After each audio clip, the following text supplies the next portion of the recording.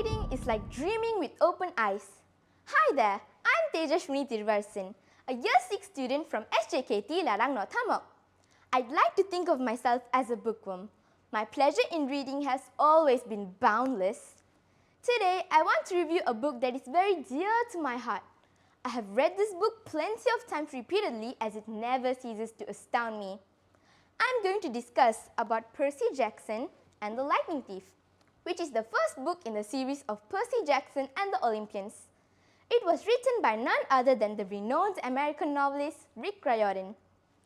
This book has no pictures, but I believe there is no way a movie can ever create images as good as the ones you actively create in your imagination as you read. These are wise words from the novelist Rick Riordan himself. This book has 374 pages. That sounds like a lot, doesn't it? Trust me, it's worth the read.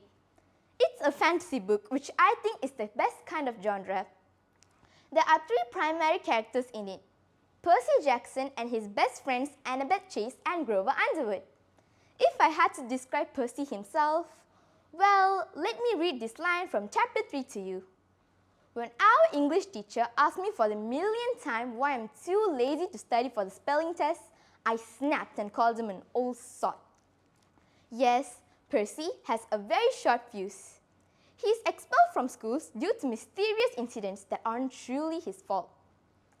Additionally, he is also diagnosed with dyslexia and ADHD. Other than that, he is a very considerate and wonderful friend. I want to mention here that Rick Riordan first created the character Percy Jackson as a bedtime story for his son, who is also dyslexic and has ADHD.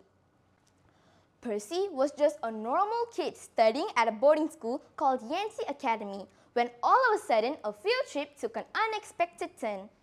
While on a 6th grade field trip to the museum, Percy faces a strange event.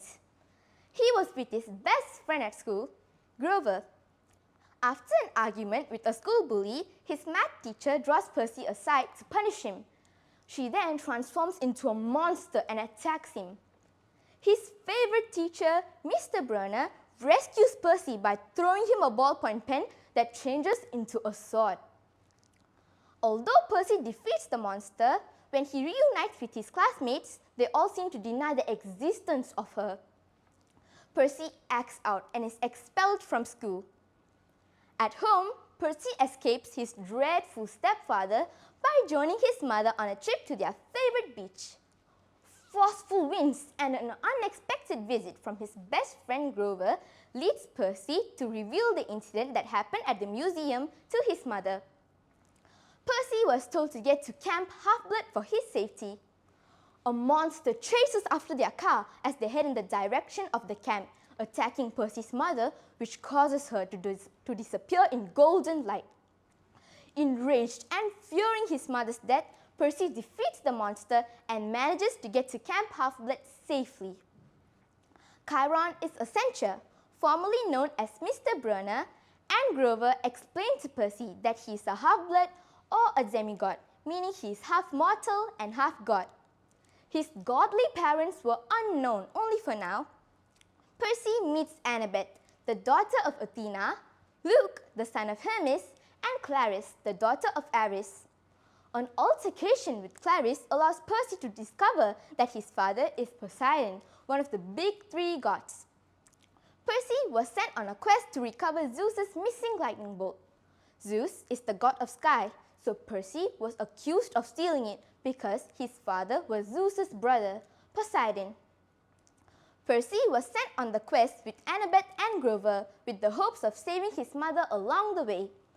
He must travel to the underworld and back to solve the riddle of the oracle, which warns him about a betrayal by a friend. In the end, Percy succeeds and finds out that Luke had betrayed him terribly. He also manages to save his mother. This novel provides high interest and humorous introductions to the Greek myths. This is undoubtedly one of the most fascinating and intriguing stories I have ever read. The battle between Percy and the Minotaur that assaults him has to be one of my most favorite scenes. My favorite character is obviously Percy Jackson because he is bold, hilarious and thoughtful all at once. He is always trying to do the right thing, and yet he manages to do so without losing his relatability. If you want to see the book come to life, you can stream the series of Percy Jackson on Disney+. I learned that you have to believe in yourself no matter who you are or what you are. After all, if you can believe in yourself, then no one else can. I had no trouble picturing the characters thanks to the author's excellent descriptions. If I were to rate this book, I would give it an 11 out of 10. Goodbye for now, and thank you.